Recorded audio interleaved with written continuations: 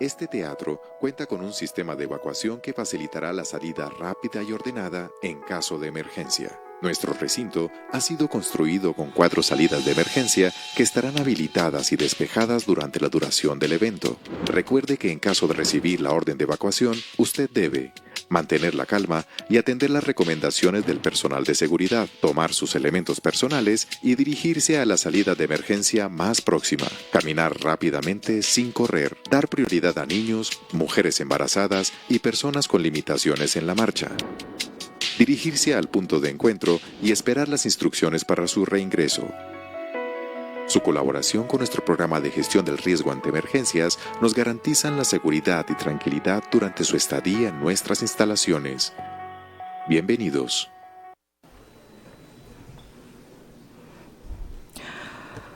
Muy buenas tardes. Unidos fomentamos la prevención. Asimismo solicitamos atentamente dejar sus dispositivos en modo silencio para no inferir en su programación. Por su colaboración, muchas gracias. Muy buenas tardes para todos. Para mí es un gusto estar aquí acompañando este hermoso evento. Bienvenidos sean todos ustedes a Expo Metaverso, un evento que une el arte, la tecnología y la innovación. Y en su primera versión, Expo Metaverso contará con la participación de entusiastas, curiosos e interesados en la tecnología, artes visuales, el metaverso y la educación. Gracias a todos ustedes por aceptar esta cita para vivir una experiencia educativa de vanguardia y actividades sociodigitales por primera vez en Pereira. Mi nombre es Lady Vega, quien estará acompañándolos en el día de hoy. A continuación, me voy a permitir presentar a Carmen Elisa Vanegas, directora de Educación Continua de la Facultad de Bellas Artes. Bienvenida. Un aplauso, por favor.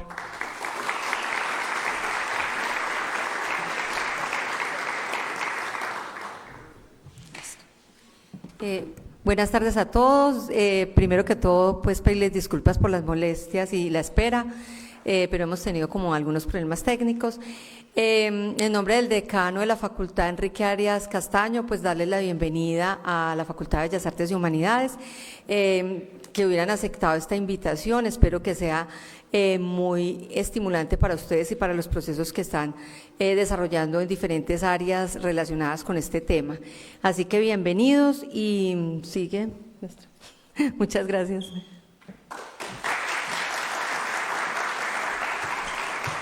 Muchas gracias, Carmen. A continuación, se dirige a ustedes Viviana Lucía Barney, directora del Centro de Innovación y Desarrollo Tecnológico. Bueno, muy buenas tardes para todos. Qué bueno estar acá y de verdad en este evento para nosotros como Centro de Innovación y Desarrollo Tecnológico y como parte del nodo TIC, del cual hace parte también Parquesoft y en especial pues como dinamizadores de este evento, la Fundación Restaurando Futuro en cabeza de Iván Morales y todo el equipo y quienes han apoyado a estos emprendedores. Ellos hacen parte de nuestra ruta de emprendimiento 4.0 TI. Pues precisamente es esa gran admiración de apoyar ese talento en donde se dinamizan procesos como estos, no solamente desde el marco del emprendimiento que tiene la fortaleza de convertirse en una gran empresa, sino también donde a partir de estos procesos se puede ver que dos áreas que aparentemente no son tan cercanas, que son más bien lejanas, así las percibimos, como la tecnología y las artes, lo social, lo humano, ¿cierto?, cómo efectivamente logran acercarse y están aquí, y hay talento para ello, y nuestra región tiene ventajas comparativas para ello. Entonces es invitarlos a creer en lo nuestro, vivir esta experiencia que es una muestra de ello y también pues invitarlos tampoco a que no se pierdan los eventos, el evento también de mañana y pasado, porque recordemos que es un proceso de 3 días, donde hoy tenemos la gran oportunidad de converger entre la generación de conocimiento, acercarnos a esa tecnología desde las artes, ver esa oportunidad que se tiene ahí, pero también ver que hay talento, que ya hay emprendedores incursionando en este tema, que se genera una gran oportunidad para, por ejemplo, la Facultad de Bellas Artes, y mi agradecimiento y nuestro agradecimiento también a la profesora Carmen Elisa, a la facultad, por creer, digamos, en estos emprendedores y unirse también a este proceso. Entonces, muchísimas gracias y esperamos pues que nos disfrutemos este evento y que asistan a mañana y pasado. Muchas gracias.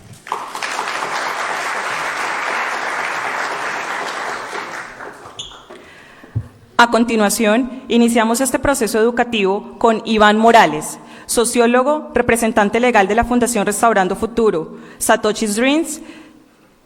Bienvenido.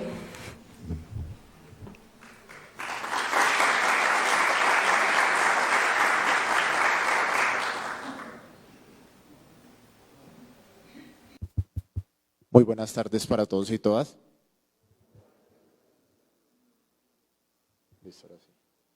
Bueno, antes de comenzar, en primer lugar, pues darles un agradecimiento muy especial a todos los asistentes, a todos y todas las asistentes, y también a la Universidad Tecnológica de Pereira por habernos hecho partícipes en este espacio tan hermoso. Y bueno, por demás, agradecer también a Parquesol Risaralda, Secretaría de Desarrollo Económico y Competitividad, al CE Perla del Otún, a Jaime Duque, que nos ha venido apoyando para hacer este evento posible, y a todas las demás personas que nos están viendo en línea en este momento. Bueno, para iniciar el día de hoy, vamos a empezar desde el principio. Vamos a hablar de Bitcoin y blockchain, pero lo primero que vamos a hacer es un breve recorrido por la historia del dinero, ¿cierto? ¿Por qué? Porque necesitamos desentrañar las diferencias que hay entre solamente el dinero y lo que inició como el patrón de oro, ¿cierto? Entonces, en primer lugar, vamos a hablar del valor de uso y el valor de cambio. Para esto, nos vamos a remitir acá, no sé si sale, bueno, sí, este señor gruñón que hay ahí es una representación, un NFT de Karl Marx, como un señor muy gruñón allí. Y en el Capital, en el primer capítulo, él lo que hace es llevarnos a través de una explicación acerca de cómo se construye el valor, ¿cierto? Cómo se genera el valor a partir del trabajo humano. Entonces, en primer lugar, tenemos el valor de uso, que es muy fácil definirlo. Para esto traigo esta imagen hermosa que es de un artista de la ciudad de Ibagué, que se llama Camilo Gutiérrez, y es muy fácil determinar cuál es el valor de uso del agua, ¿cierto? Casi que es intrínseco a ella misma. El valor de uso del agua pues nos sirve para beber, prácticamente que la vida se soporta a través de ella, pero ¿cuál es el valor de uso de este dibujito que tenemos acá, de este JPG? Eso es lo que vamos a venir desentrañando a través de los contenidos que vamos a ver el día de hoy. Pero en cambio, el valor de cambio de este JPG es muy fácil determinarlo. Simplemente lo que tengo que hacer es seguir el enlace y me voy a dar cuenta de que dentro del mercado este JPG tiene un precio. Y tiene un precio no solamente en un token o en una criptomoneda, sino que además de eso, ese precio o ese valor de cambio que existe en él dentro de esa criptomoneda también lo puedo llevar al dinero de curso legal, ¿cierto? Entonces allí podemos ver en la génesis del valor esta doble función del valor como valor de uso y valor de cambio. Bueno, si vamos a la historia del dinero, todas las imágenes que vamos a presentar en esta primera parte son NFTs, absolutamente todas. Vamos a ver que en un principio lo que trabajábamos era el trueque, básicamente con objetos que fueran fungibles, fácilmente divisibles y que fueran de alto valor, ¿cierto? Entonces, ¿qué hacíamos? Utilizábamos elementos como la pimienta, la sal, que no eran perecederos, que eran fácilmente transportables, que se podían pesar, ¿cierto? Y a partir de allí desarrollamos los procesos de intercambio.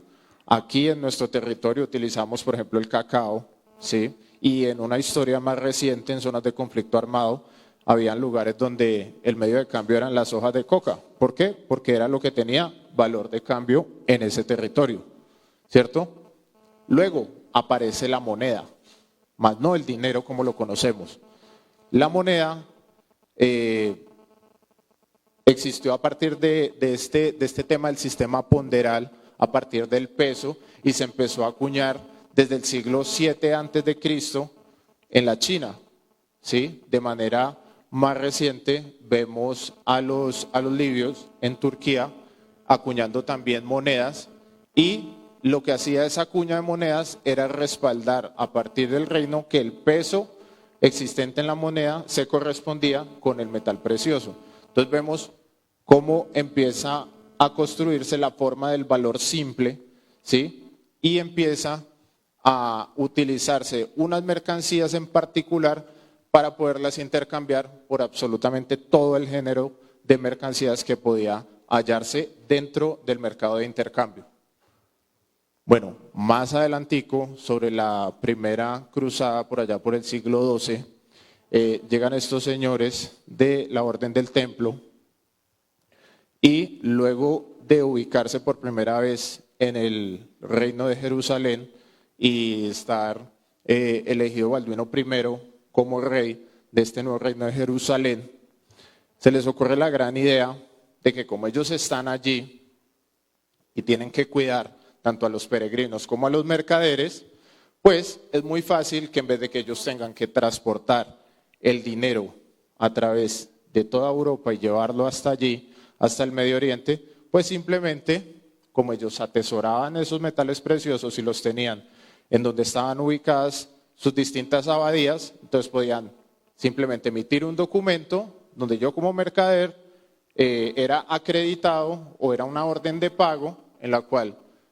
la desplazaba desde Europa hasta el Medio Oriente y me acreditaban con ese metal precioso. Entonces allí vemos la génesis de la banca, ¿cierto? Y también la génesis de los problemas con la banca. ¿Por qué? Porque los reyes empiezan a pedirle dinero prestado a estos señores para poder financiar las cruzadas, para poder continuar financiando la guerra, y luego no lo pueden pagar, ¿sí? Muy diferente a lo que nos pasa hoy en día. Hoy en día podemos pagar absolutamente todas nuestras cuentas, menos mal. Bueno, entonces, ¿qué pasa allí? Llega este señor Felipe IV de Francia en el siglo XIV y dice, venga, nosotros le debemos mucha plata a los templarios. ¿Por qué no nos les inventamos un chisme? Decimos que son satánicos y no los sacamos de encima y no les pagamos. Y para la fortuna de Felipe IV de Francia, el papa que estaba en ese momento dijo, me parece una fantástica idea. Entonces, ¿qué pasó? Que conocimos el fatídico viernes 13 de 1307, donde desarticularon a los templarios, a unos los quemaron, y bueno, hay toda una historia allí que culminó hasta con películas de terror que llevan este nombre, y básicamente esa es la razón de ser de esta fecha. Sin embargo, la práctica de prestar dinero a interés no desapareció, simplemente fue trasladada, ¿cierto? Entonces venimos el ascenso de familias italianas de mercaderes como los Medici, quienes desarrollaron a nivel técnico muchísimo más todo el proceso de la banca, ¿sí? No la banca moderna como la conocemos, pero sí una banca entremezclada con el proceso de la economía comercial. En la modernidad, por allá por los principios del siglo XX, nos aparece la FED o la Reserva Federal y dicen, bueno, si el país va a emitir billetes, necesitamos tener algún respaldo para poder rescatar los bancos, ¿cierto? Entonces, constituyen esta entidad como una entidad público-privada, ¿sí? No es una entidad pública de Estados Unidos, tiene inversionistas privados, nadie sabe quiénes son. Lo único que sabemos es que intercambian el dinero de una manera muy hábil entre los mismos que son accionistas de los bancos e integrantes de la FED a la par, ¿cierto? Entonces dicen, vamos a respaldar el dólar con oro, ¿cierto? Vamos a empezar a almacenar el oro y vamos a empezar a imprimir billetes, ¿cierto? Esto implicaba pues varios problemas, ¿no? Uno de los primeros es que los demás países tenían que ajustarse 100% a estas políticas económicas de la FED, porque de lo contrario pues no podían mantener el patrón de oro, no podían sostener la inflación de sus monedas locales, que ese, entre otras cosas, fue el caso de nosotros, ¿cierto? Entonces, bueno, allí tenemos unas políticas monetarias que manejan ellos, que son varias, pero como esto es una breve historia del dinero, solamente vamos a hablar del encaje bancario, ¿cierto? Que el encaje bancario, ¿en qué consiste? En que si la política de encaje bancario, por ejemplo, está en el 30%, si yo voy y meto 1.000 pesos al banco, el banco puede prestar 70 y mantener los otros 30 allí, ¿cierto? Entonces ahí es cuando se empieza a dar esa multiplicación mágica del dinero, ¿sí? Que es la que genera la superinflación y la que en última genera las crisis económicas que hemos venido viendo, ¿sí? Y la otra son los tipos de interés, ¿cierto? Los tipos de interés que manejan ellos con los préstamos que le hacen a los bancos. Entonces, existe una primera crisis en 1929, a partir de la cual, entre otras cosas, se estimula de manera enorme el gasto público.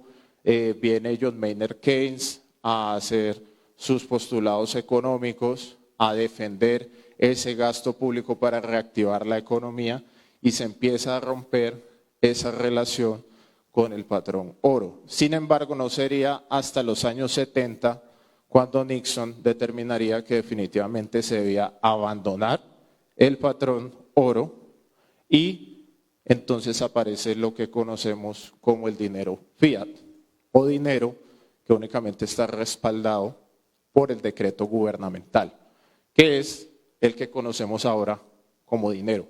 Entonces, como vemos en este rápido recorrido por la historia del dinero, lo que tenemos es que detrás del dinero se esconden una serie de eventos sociales que han cambiado de manera determinante y que hoy en día nos hacen desconocer realmente qué diferencias existen entre simplemente una onza de oro y un billete, y si realmente hay algo que respalde el valor de ese billete, aparte de la legitimidad que tenemos en el gobierno. Dice acá, y los voy a invitar a que hagamos un cambio de palabras. Si el hombre llegase a conseguir transformar el carbón en diamante con poco trabajo, el valor de los diamantes descendería por debajo del de los ladrillos. Entonces ahora los invito a que hagamos algo. Vamos a cambiar carbón por oro y diamante por billetes. Y vamos a cambiar poco por nulo y vamos a ver qué nos va a resultar acá.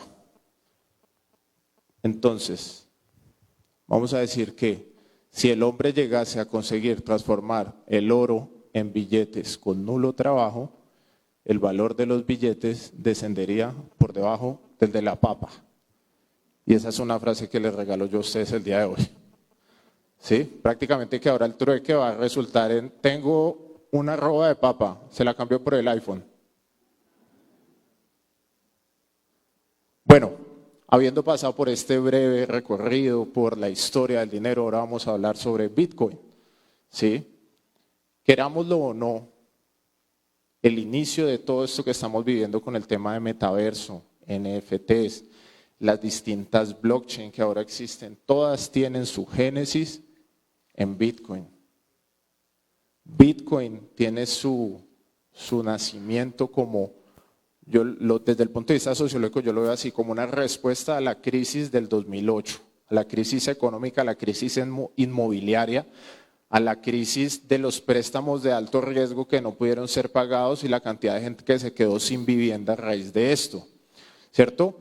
Pero desde lo tecnológico, la génesis de esta manera de intercambio, de esta forma de intercambio de transferencia de valor, hablemos de valor, no solamente de dinero, viene de este modelo, el modelo peer-to-peer.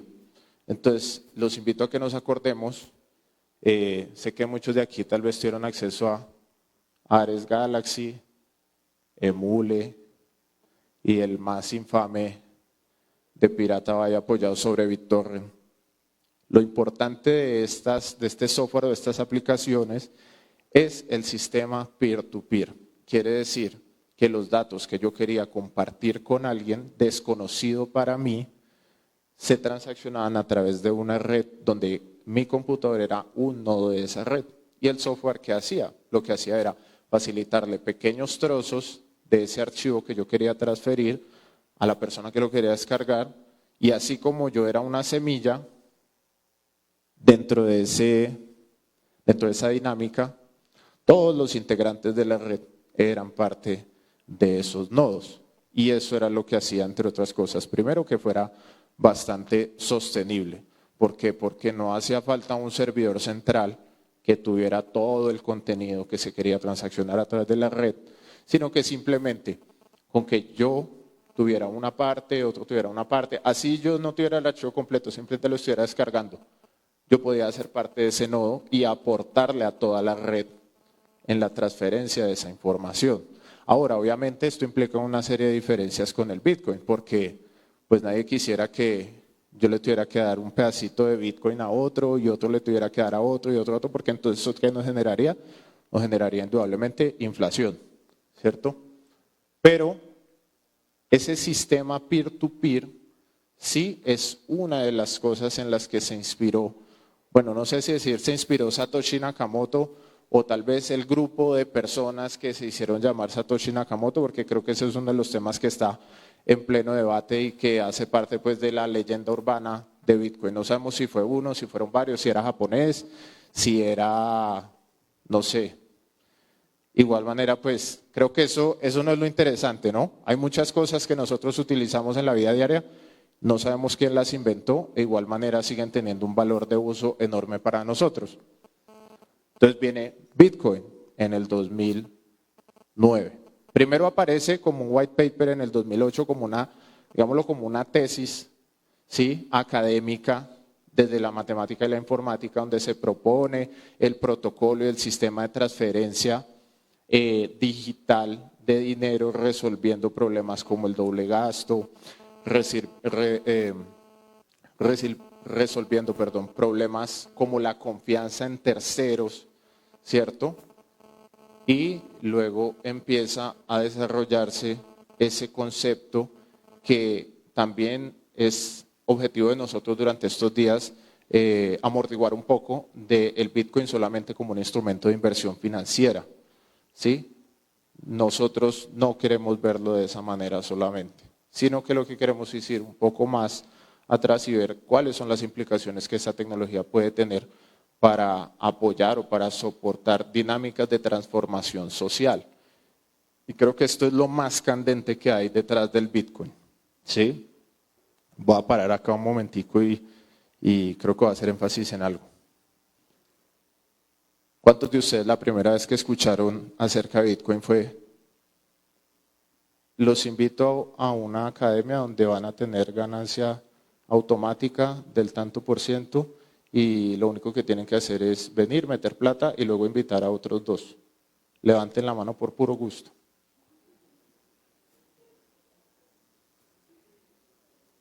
Bueno, eso no era Bitcoin, eso era un esquema piramidal. Lo que pasa es que se aprovechaba de la novedad del Bitcoin para construir un argumento de ventas desde la tecnología, pero en realidad lo que se estaba vendiendo era, venga, meta la plata suya, y como no tenemos con qué devolvérsela, entonces traiga hartos amigos para poderle dar ganancia, y el último, pues salado, se quedó sin plata y sin amigos, ¿cierto? Eso era lo que pasaba. Y parte de eso tiene una cuota muy grande de contribución en el hecho de que exista mucha renuencia a la adopción tecnológica. No hablemos del Bitcoin, hablemos de la blockchain como tal, ¿sí? ¿Qué pasa con Bitcoin y qué lo hace tan diferente? Primero, es anónimo, ¿sí? Si yo no revelo quién es la persona que está detrás de una dirección de wallet, nadie va a saber quién es. Es seguro. ¿Por qué?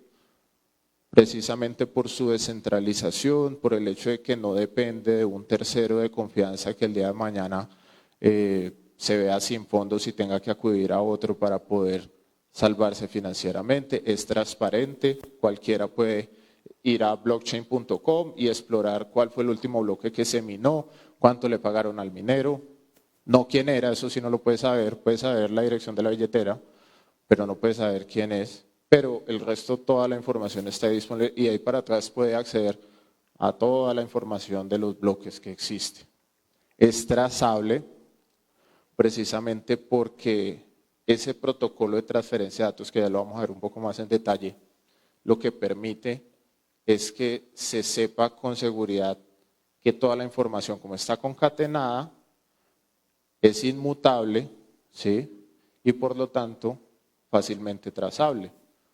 Y estas propiedades se transfieren luego a otras blockchain, no solamente a la de Bitcoin, sino por ejemplo a la de Ethereum, que es la que hace posible, por ejemplo, la trazabilidad tan interesante que luego vamos a ver para temas de derechos de autor y del arte, ¿cierto?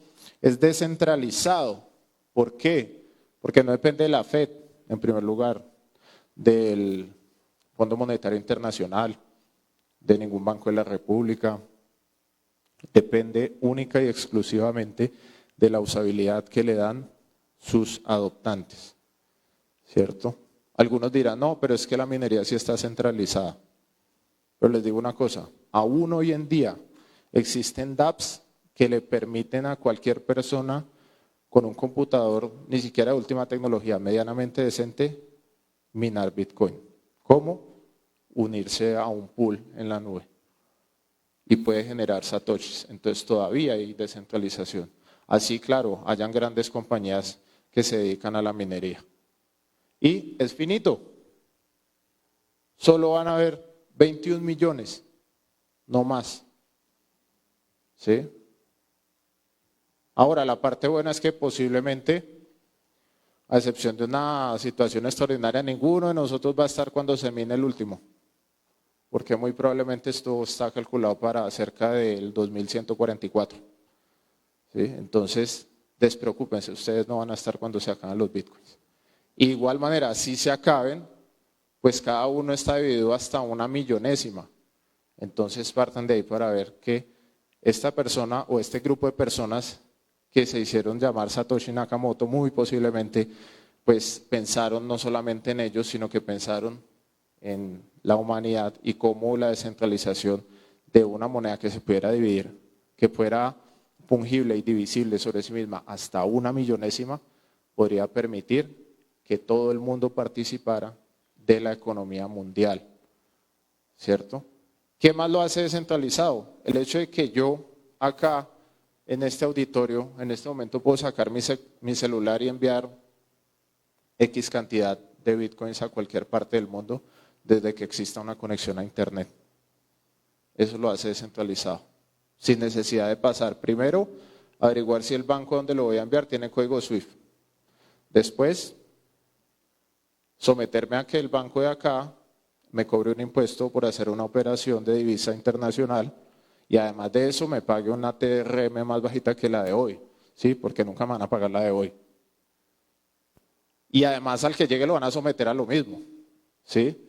Porque si el que llegue, a donde llegue el dinero no usan dólares, pues el banco ya le va a decir, venga, yo le recibo el dólar, se lo pago por debajo y ahora le voy a dar su divisa, pero también págueme una comisión porque es que yo tengo que salir allá a ver quién me compra esos dólares para poderle dar su divisa. Entonces, si ven, estos intermediarios lo que hacen es quedarse con una tajada muy grande de ese proceso de transferencia de valor, a veces casi el 20%, ¿al son de qué?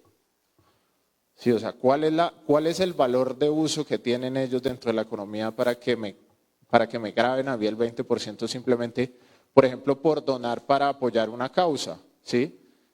Que es uno de los temas más interesantes para mí que tiene la blockchain, ¿sí? Y por la cual nosotros desde Fundación Restaurando Futuro decidimos apostar por la investigación de cómo esta tecnología puede ser aplicada para desarrollar procesos de transformación social. Entonces, tengo aportantes en España, tengo aportantes en República Checa, tengo aportantes en Estados Unidos, y a ellos no les importa un certificado de donación, a ellos lo que les importa es que realmente se hagan las cosas, que pasen las cosas, y eso, más allá de todo lo que podamos hablar de los cambios del precio, de futuros, de derivados, de apalancamiento, de todo lo que tiene que ver con el Bitcoin como instrumento de inversión financiera, es lo que realmente posibilita que se den transformación social a partir de la implementación de la tecnología. ¿Por qué? Porque hay una comunidad descentralizada que fácilmente puede apoyar cualquier causa, ¿sí? Si yo le sé llegar a esa comunidad y no tengo que someterme a una cantidad de intermediarios para poder hacer que eso pase, ¿cierto? Bueno, ¿cómo funciona el tema? Entonces, yo quiero enviarle dinero a... ¿Dónde está Pablo? Bueno, a mi amigo Pablo que está por allá en la cabina. Entonces, ¿qué hago?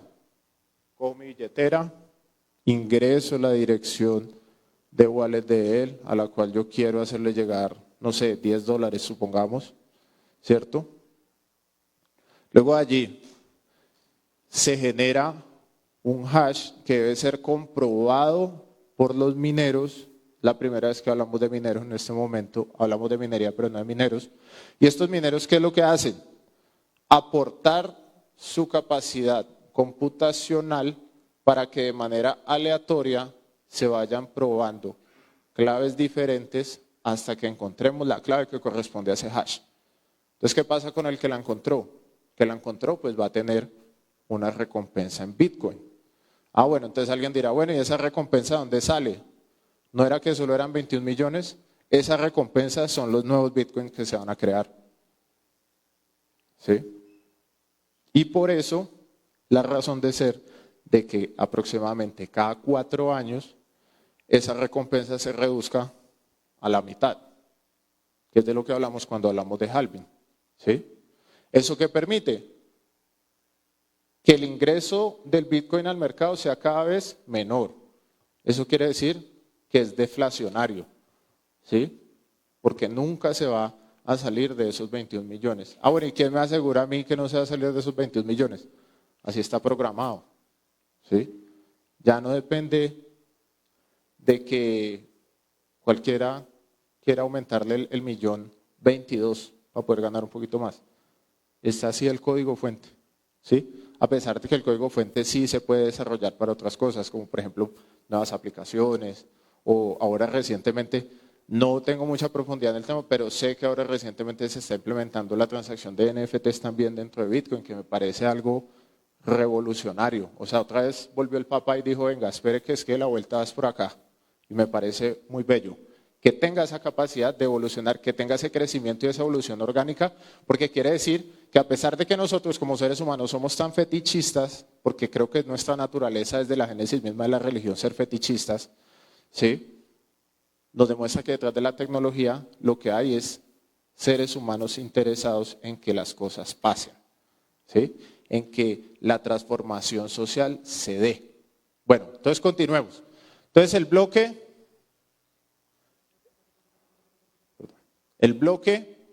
tiene que transmitirse a todos los nodos de la red. ¿Esto qué quiere decir? Hagan de cuenta que ustedes tienen una tienda, pero la tienda tiene 1000 sedes. ¿Sí? Entonces, ¿cómo hago yo para que todas esas 1000 sedes sepan cuando yo vendí un pan? Tienen que estar conectadas. Exacto.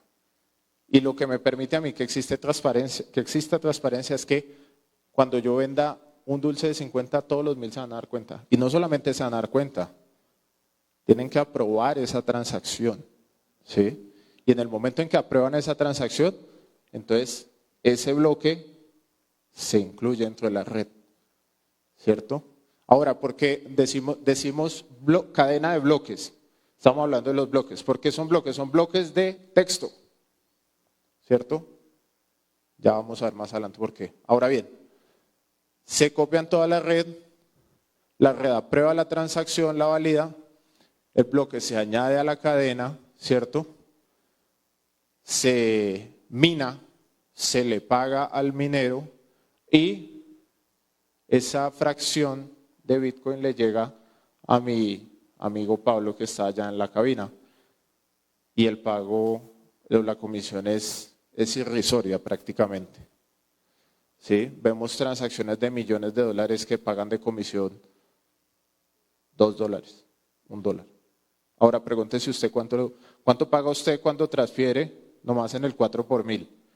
Y cuando le llega el extracto bancario a fin de año, se da cuenta de que el banco le arrancó 300.000, 400.000. Si no mueve mucha plata, si tiene un salario entre 3, 4 salarios mínimos, le arrancan 300.000. Ahora pregúntese si usted mueve más, ¿con cuánto se quedan ellos? ¿Sí? Ahora sí, blockchain. Entonces, ¿por qué blockchain? Entonces, el poder y la seguridad de esta transferencia de datos se da por la criptografía. Entonces, ¿qué es la criptografía? No viene solamente de la computación. La criptografía se utilizaba desde antes, ¿sí? La criptografía viene, bueno, en este momento se me ocurre la encriptación del código Morse, por ejemplo, o la máquina Enigma de la Segunda Guerra Mundial, por ejemplo, ¿cierto? Entonces, ¿qué es lo que pasa? Si yo conozco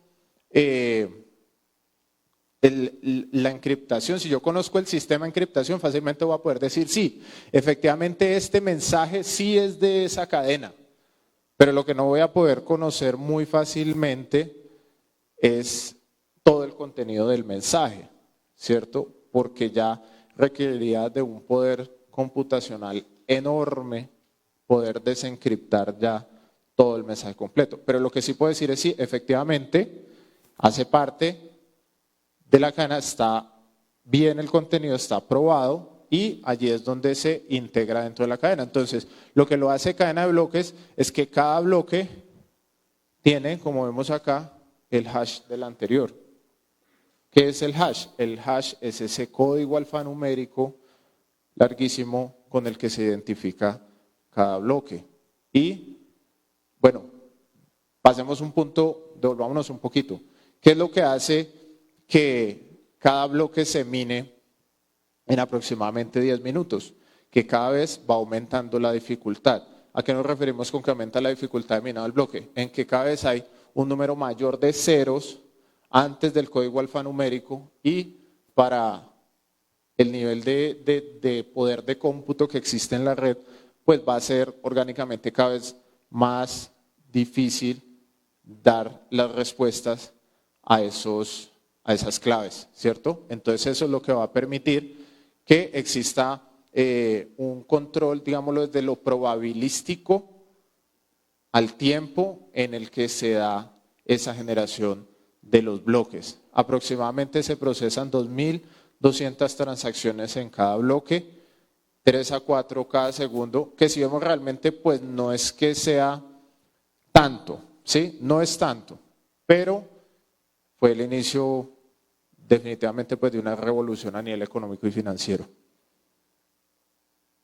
Ahora, pasemos a la segunda capa. Ya no hablemos solamente de Bitcoin, sino que hablemos de blockchain. Entonces, ¿qué tipos de blockchain hay? Ya sabemos qué es la blockchain, un sistema, un protocolo de transferencia de datos con la fuerza de la encriptación, que requiere de una red que lo compruebe, ¿sí? Hay diferentes tipos de blockchain, están las públicas, como Bitcoin, como Ethereum, ¿sí? Que no dependen de una autoridad central, que, bueno, en el caso de Ethereum, por ejemplo, su valor de uso son sus contratos inteligentes y todo el desarrollo que hay detrás de ellos. Hay blockchains híbridas, ¿sí?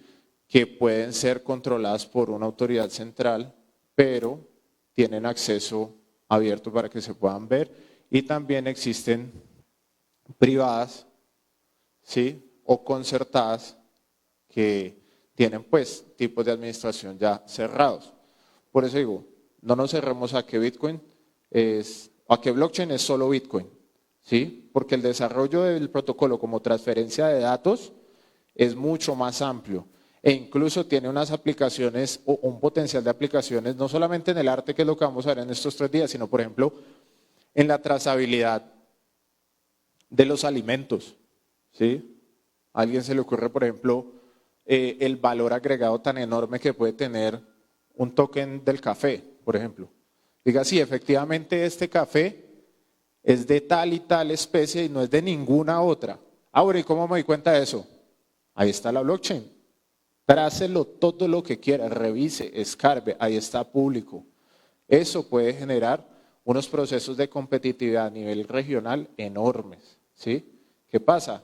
Que hay que desentrañar la usabilidad que nos puede permitir la tecnología más allá de un instrumento de inversión. Ojo, con eso no estoy desaconsejando que alguien estudie y pueda invertir en Bitcoin, ¿sí? Pero definitivamente lo que estamos haciendo acá no es un consejo de inversión, ¿sí? Entonces, vemos que la blockchain nos puede permitir otro tipo de usabilidad, o por ejemplo, la identidad digital, ¿sí? Por ejemplo, las votaciones. Imagínense donde las votaciones se desarrollaran bajo este protocolo de transferencia, ¿sí? A los periódicos les tocaría hablar de otra cosa diferente a fulanito hizo fraude, ¿sí? El otro hizo transhumancia de votos. Les toca inventarse otra vez de qué hablar porque ya no habría el problema de que existiera manipulación, ¿cierto? Yo me pregunto, ¿ustedes creen que Colombia tiene la infraestructura para implementar eso en las votaciones? ¿Quiénes creen que sí? Levanten la mano.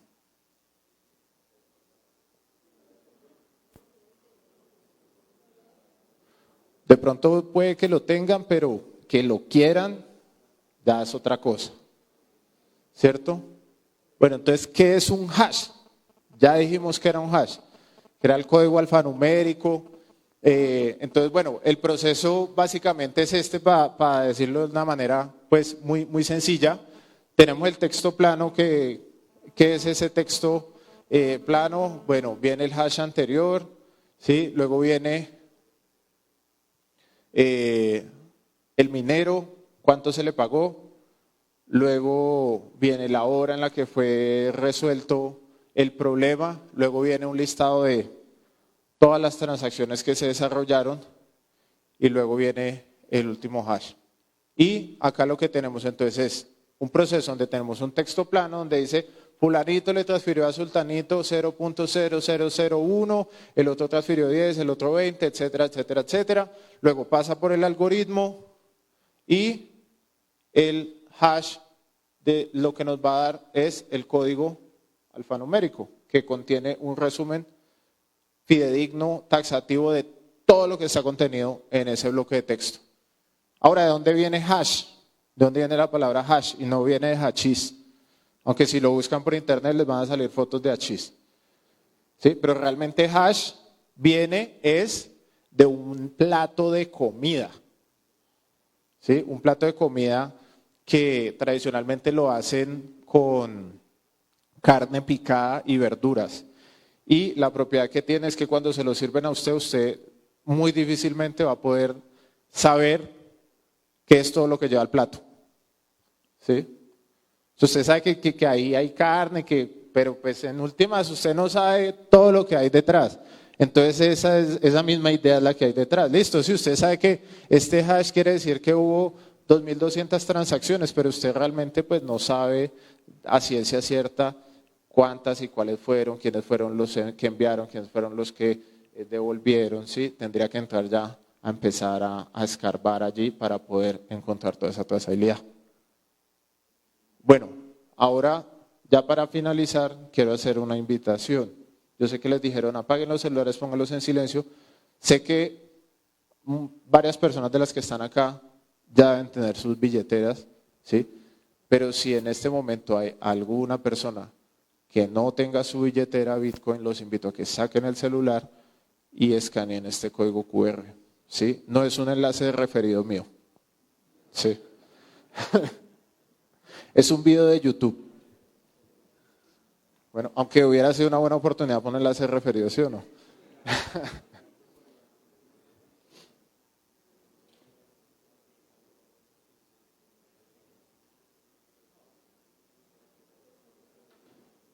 Bueno, este video, que igual para las personas que, ya estoy terminando con esto.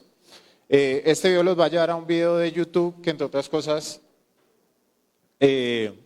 pues se configuró con motivo de este evento y su finalidad es que algunos de ustedes puedan tener su primera billetera de criptomonedas. Tranquilos, no les vale nada, solamente les cuesta tal vez un par de kilobytes de datos y pues la idea es que la tengan para que este fin de semana, cuando nos acompañen en Hacienda Castilla, sábado y domingo, se puedan llevar parte de los NFTs que nosotros les vamos a estar entregando en nombre de Satoshi's Dreams, que es el colectivo descentralizado que hay detrás de todo este evento, ¿sí? Cierto que cuando me presentaron dijeron, no, que Fundación Restaurando Futuro, representante legal, sí, muy bien, pero esta nueva forma de ver el mundo, de ver la economía de manera descentralizada, nos invita, entre otras cosas, a que esas figuras tan petrificadas tal vez, digan, no, es que yo vengo es de parte de tal cosa. No, se empiezan a constituir otras formas de relacionarse entre las personas como esta. Un colectivo donde, les cuento la experiencia, el día de hoy es la primera vez que me voy a ver con todos los del colectivo. Nunca nos habíamos visto en la vida, ¿sí? Pero llevamos más de 8 meses trabajando juntos. ¿Por qué? Porque confiamos en que esta tecnología nos va a resolver ese tema, precisamente de que, uy, no, pero yo trabajo con ese man que está allá en Cali y qué tal que me volteé la plata, ¿sí? O que ellos digan, no, ese man que está ni siquiera de allá de Pereira, qué tal que esté escondiendo allá porque hizo algo en otro lado. ¿Sí? Entonces, ¿qué pasa? La tecnología nos resuelve eso, todos confiamos en lo mismo. Entonces, es la primera vez que nos vamos a ver en la vida acá.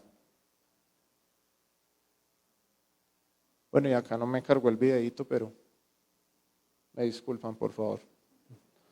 Un tema técnico ahí, pero en todo caso es el mismo video que escanearon ahí en el código QR. Bueno, hasta aquí. Sí cargo. No sé si le puedo dar play acá. No.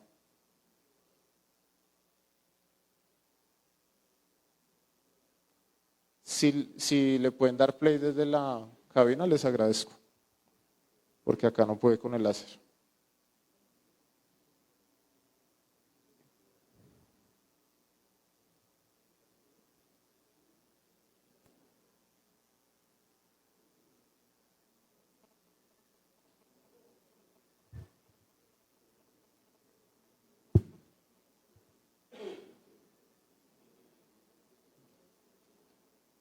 Bueno, mientras carga el video, voy a hacerles un resumen un poquito de qué van a encontrar allí. Van a encontrar la billetera de MetaMask, que es una billetera que funciona sobre la blockchain de Ethereum. Ya en las charlas que vienen vamos a hablar sobre Ethereum, contratos inteligentes, etcétera. Sin embargo, me interesa de allí puntualizar que es un proceso muy sencillo, muy, digámoslo, didáctico, para que no solamente tengan su billetera de Ethereum, sino que también puedan tomar provecho de la escalabilidad y economía que existe en su segunda capa, que se llama Polygon, ¿sí? Entonces allí en la descripción del video van a encontrar todos los datos de la red de Polygon para que la puedan agregar a su billetera. Y también van a encontrar los datos de los países para que la puedan utilizar como billetera.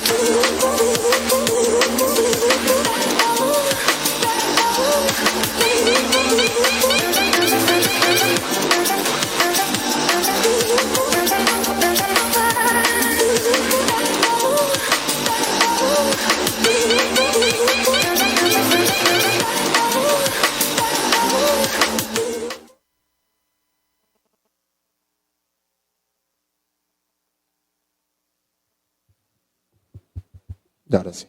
Bueno, hasta aquí llegamos con esta primera intervención. Nuevamente, muchísimas gracias a todos y todas por haber asistido el día de hoy. Esto es realmente un abrebocas a todo lo que hay detrás de Bitcoin y como les digo, la intención de nosotros y la idea que quiero hacer énfasis en este momento antes de ya pasar a la siguiente exposición es que Bitcoin es mucho más que un instrumento de inversión financiera. El poder que existe detrás de la blockchain, lo único que lo frena es las barreras que nosotros mismos nos pongamos para hacer nuevos desarrollos, ¿sí? Además, es código abierto y bueno, ya vamos a ver que a partir de ese desarrollo se ha dado la posibilidad de que existan fenómenos como el que estamos viviendo en este momento, donde no solamente este gran libro de contabilidad en el cual se puede resumir de una manera muy coloquial Bitcoin, pues ahora permite la transferencia de otro tipo de activos digitales, de otras formas de valor e incluso devolverle o resignificar el oficio de los creativos, el oficio de los emprendedores creativos, que en su gran mayoría son los que salen de estas facultades, ¿cierto? Entonces, esperemos que en estas próximas charlas pues sean amenas para todos ustedes. Nuevamente, mi nombre es Iván Morales, muy agradecido de haberlos acompañado en este día. Espero que nos puedan acompañar sábado y domingo en Hacienda Castilla. Muchas gracias.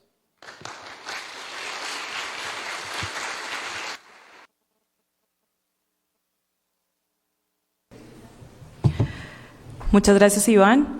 A continuación inicia su presentación Alejandro Fernández, integrante del colectivo descentralizado Satoshi's Dreams y CEO de Tokensport, quien nos acompaña vía streaming desde Buenos Aires, Argentina.